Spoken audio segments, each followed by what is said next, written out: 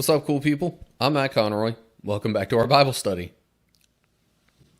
For Exodus 37 here, it seems like we're getting further into the building of, the tabernacle itself, at least, the coverings for it, and like the main structure, so to speak, seems to have been built, and now they're getting to the stuff that's going to be inside of the tabernacle for use by the priests. So, Exodus 37, here we go. Next, Bezalel made the ark of acacia wood, a sacred chest 45 inches long, 27 inches wide, and 27 inches high. He overlaid it inside and outside with pure gold, and he ran a molding of gold all around it. He cast 4 gold rings and attached them to its 4 feet, 2 rings on each side. And then he made poles from acacia wood and overlaid them with gold. He inserted the poles into the rings at the sides of the ark to carry it. Then he made the ark's cover, the place of atonement, from pure gold. It was 45 inches long and 27 inches wide.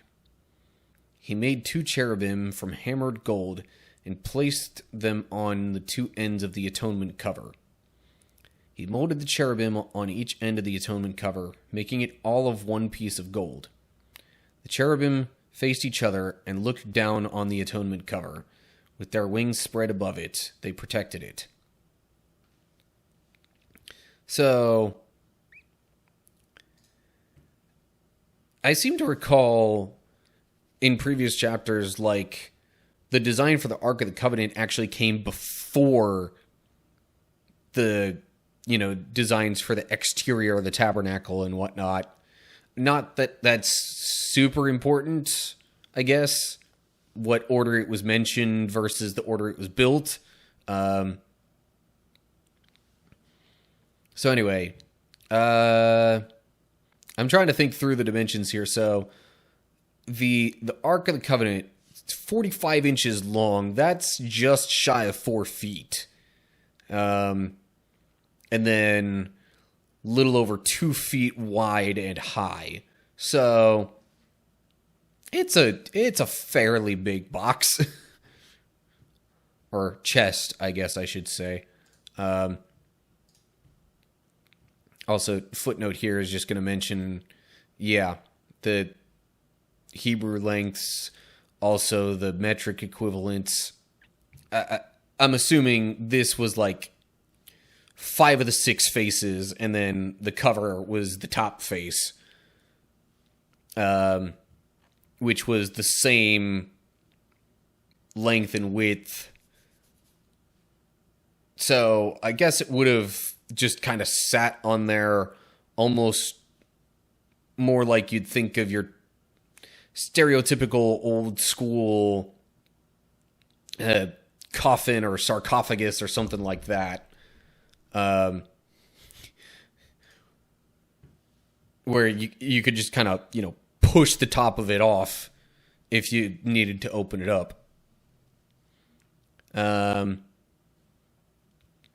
Also, cubit dimensions, just in the footnote there. Doesn't really give here the size of the cherubim, but considering this last sentence here, I would think that their wings then would have covered most of the surface of the Ark of the Covenant.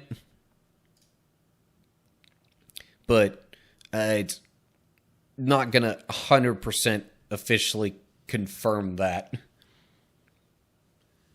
But that's what I would guess. So anyway, I guess I'll move along. I don't really have too many other thoughts on that. Or more accurately, I fear if I keep going into more thoughts on that, I will just keep digressing for way too long. So, moving on. Verse 10. Then Bezalel made the table of acacia wood, 36 inches long, 18 inches wide, and 27 inches high. He overlaid it with pure gold and ran a gold molding around the edge. He decorated it with a 3-inch border all around, and he ran a gold molding along the border. Then he cast 4 gold rings for the table and attached them at the 4 corners next to the 4 legs. The rings were attached near the border to hold the poles that were used to carry the table. He made these poles from acacia wood and overlaid them with gold.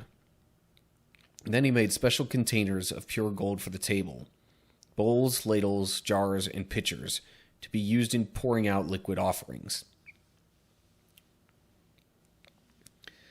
So, again, these were, super important items and materials, whatever, used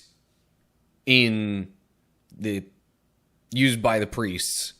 I mean, it even says specifically for these last few things that they were used for pouring out liquid offerings. So, kind of important. Just saying. Also, regarding, having rings and poles used to carry these things, I mean, a lot of these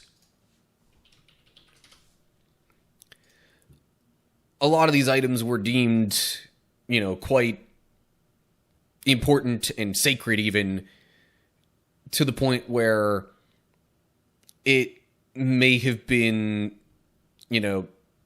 sort of deemed too holy for common people to really be touching and interacting with them. I know for a fact later in the Bible it mentions somebody touching the Ark of the Covenant to try and save it from falling on the ground, and that person dies because they touched the Ark of the Covenant. So, as far as the rings and the poles to carry these things, yeah,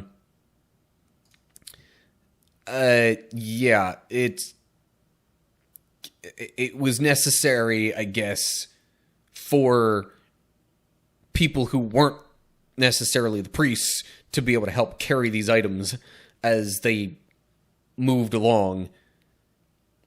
Because, again, this was all meant to be portable and taken other places as they went to the Promised Land.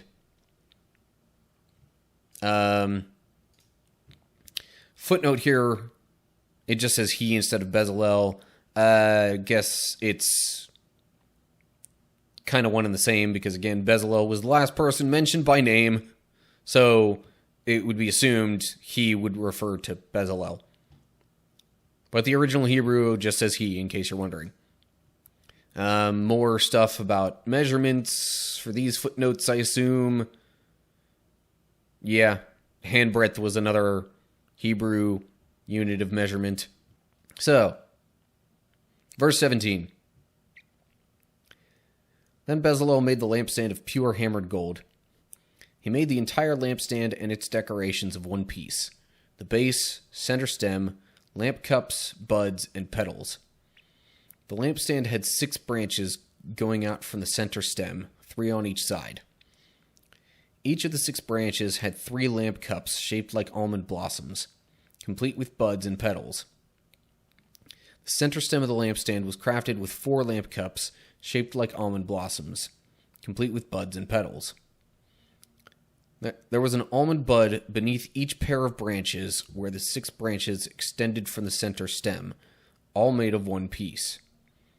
The almond buds and branches were all of one piece with the center stem, and they were hammered from pure gold.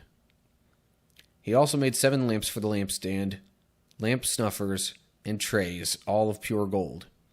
The entire lampstand, along with its accessories, was made from 75 pounds of pure gold. Yeah.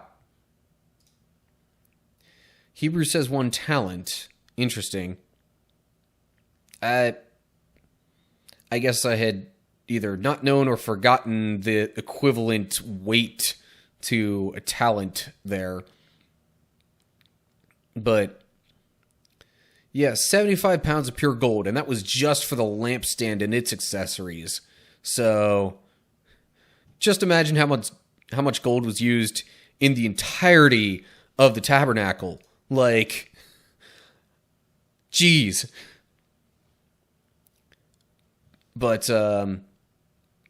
okay, so I'm trying to figure out,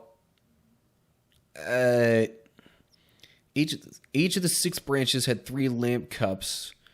So, okay, there wasn't some special, 12 tribes of Israel significance built into that. That's really the main reason I was wondering how many of those there might have been. But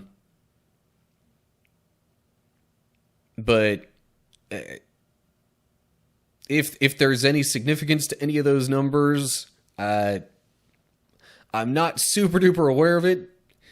Anybody who might know any better can feel free to tell me at any given point. But yeah, for now it just seems like, it was, it was a lampstand made to provide light for inside the tabernacle, and it was just made a certain way. I would assume that there was some particular reason for it being constructed with this certain number of branches and cups and things like that. But, so there's 6 branches going out from the center stem. Each branch had 3 cups. Center stand was crafted with 4 lamp cups. So now we've got, let's see here, 18. That makes, 22?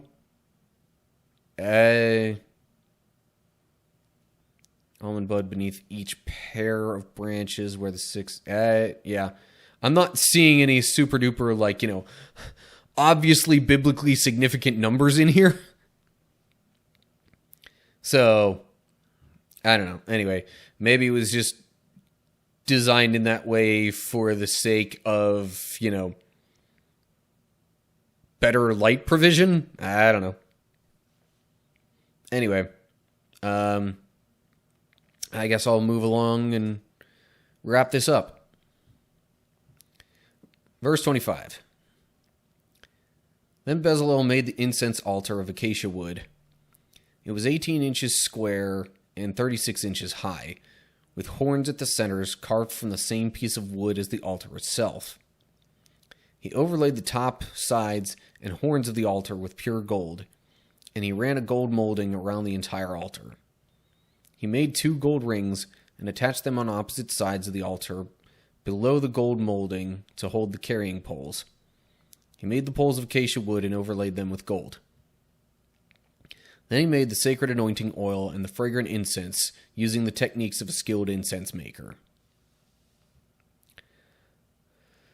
So the incense altar, if I'm remembering right, was also supposed to be inside the tabernacle. I guess all these things that have been mentioned in this chapter were inside, the inner kind of really important part, to put it simply, of the tabernacle, where a lot of the priestly duties were performed, whether that be, pouring out liquid offerings or just seeking guidance from the Lord, or whatever. But, so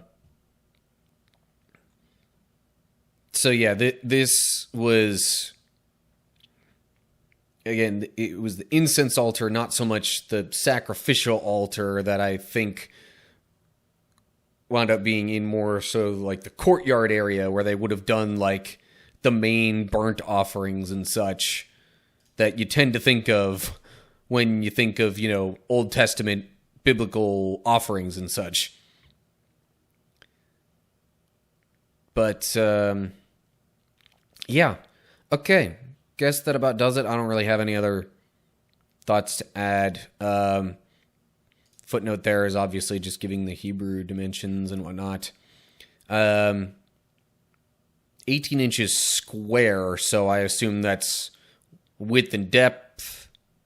And then height was double that. So, anyway, just in case you were wondering about the design and the dimensions of it there. Okay, anywho, I think that's about going to wrap things up for chapter 37. All right, so that's going to do it for chapter 37. We had, the construction of, like, the outside, basically, or, like, the actual structure of the tabernacle before. Now, this chapter had a lot to do with, building the tools and instruments and basically the things that would go inside the tabernacle for use by the priests.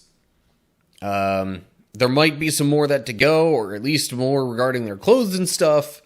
But that's all we've got for now. So, as always, like and share if you enjoyed the video. Subscribe and click the bell to get updates when I post new ones. Look down in the description to get info on other social media pages and all that. And leave comments down below with any thoughts you have. So that's it. Hope you're all doing well. Hopefully I'll see you next time. But until then, stay cool, people.